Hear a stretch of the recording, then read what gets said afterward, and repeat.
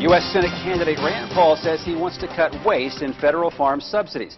The Kentucky Republican criticized the current farm subsidy program on a Louisville radio station. Fox 7's Michael Konopasek reports. The eye doctor from Bowling Green, who grew in popularity with the Tea Party movement, is calling for a government hands-off approach when it comes to farming. Paul, who is said to be guided largely by libertarian philosophy, says the farming industry should and can stand on its own 2 feet. This Kentucky farm of more than 300 acres belongs to the president of the Henderson County Farm Bureau. And while Rand Paul may not be a fan of subsidies, Farm Bureau President Bob Watson says they are necessary for the unpredictable market farming produces. It would be awfully hard to stand here and say that we can produce the safest, cheapest food supply, in the world without the subsidies.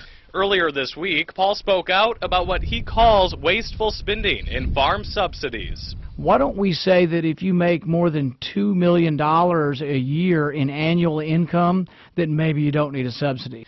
Paul says the United States is better than any other place on earth when it comes to farming, and that's one of the reasons why he's upset that the federal government spent $1 billion last year for farmers not to grow crops.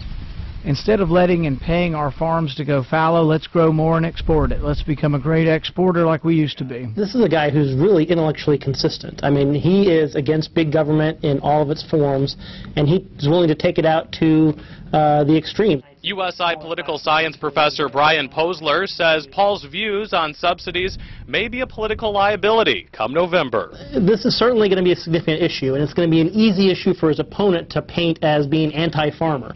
Right? And being anti-farmer is not a very popular place to be when you have all these family farms out there in Kentucky. Paul says he favors a free market approach to farming. Watson says he likes the idea of a free market, but in reality there is not a free market when it comes to competing with other countries. Either from a safety net on our side as far as being able to stay in business or to compete in a world market.